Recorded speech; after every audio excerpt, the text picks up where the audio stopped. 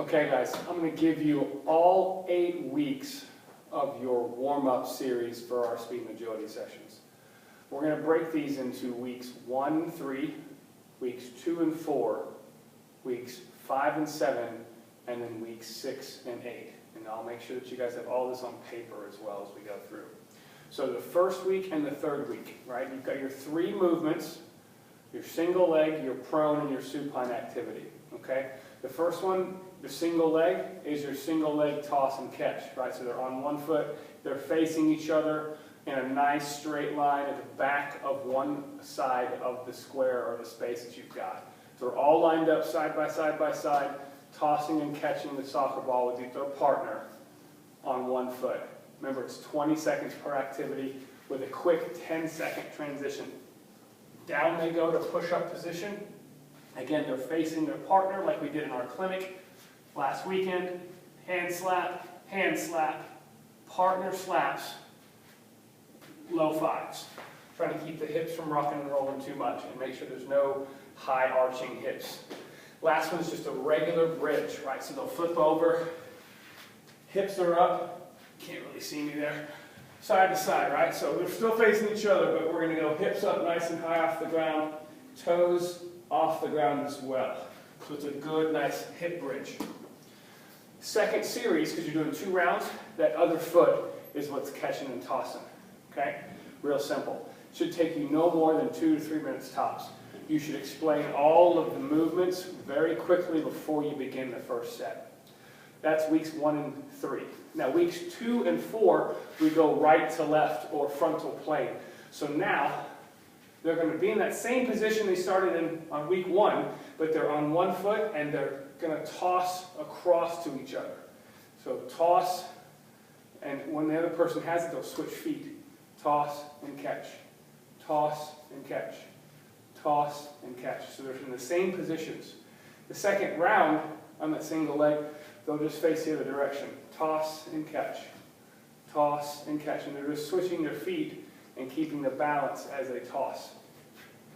To the ground, their push-up position exercise is an airplane. So they start in that same position, but you want them to rotate all the way to the ceiling. Hand is going to go up to the ceiling or up to the sky. Eyes are going to follow. Full rotation through their entire body. Last one is the the supine move. You've got your heel taps. So I'll give you a little profile view. Even though they're still facing each other, lay back and down, lift up your hips, tap your heel to the opposite knee, and keep that hip up nice and high. Okay, that's your third move. That is weeks 2 and 4. Okay? Week 5 and week 7, we're back to linear, and now we're going to do some flamingos.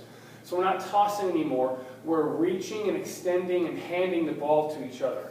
But now it's a little bit of an RDL, right? You're going to reach out on one foot, they'll take it from you, come back up again, and letting them keep their balance by tapping their toe whenever they want.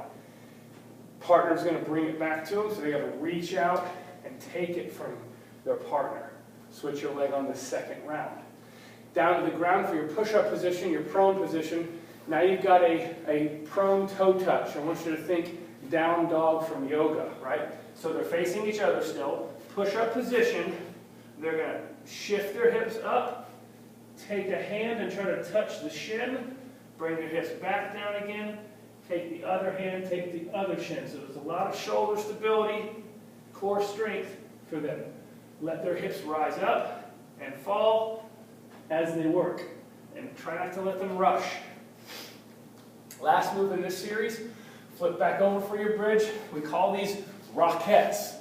All right, so you're going to lay back in your bridge, lift your hips up, and then just straighten the knee one leg at a time, like they're kicking. Don't let their hips fall any closer to the ground, and don't let their leg go up here super high. The thighs are always even, and they're just extending that knee joint, trying to get a little more work for that posterior chain. That's weeks 5 and 7. The last 2 are weeks 6 and 8. Okay, so we go back to our rotational or our frontal plane exercise. So now, instead of that forward flamingo reach, we pick a foot, we reach across, we hand the ball to our partner, we come back up, we switch our feet, we receive the ball, we come back, we switch our feet, we give the ball, we come back, and we just keep switching our feet. You're looking for some rotation through the trunk, but some stability on that hip. Don't let them go bowling and wrap that foot around the base foot. Second round, you'll just face the other direction. Your prone movements, push-up position, right? So we'll head down, and we're doing a reach through. So, nice base and support like usual. Take that right hand and reach it through to the left. They want to be able to see their hand come out the other side. The tendency is to collapse and rotate. You don't want them to do that. You want to keep them nice and level. Okay, your last move is your single leg glute extension. So you're going to lay down, tell them to take one knee in their hands and tuck it in, bring their foot back down on the ground on the other side, press up, lower back down again. Press up, lower back down. They'll switch their legs on the second round, and the goal is to get this hip even with the knee and the shoulder, so it's a 45-degree angle.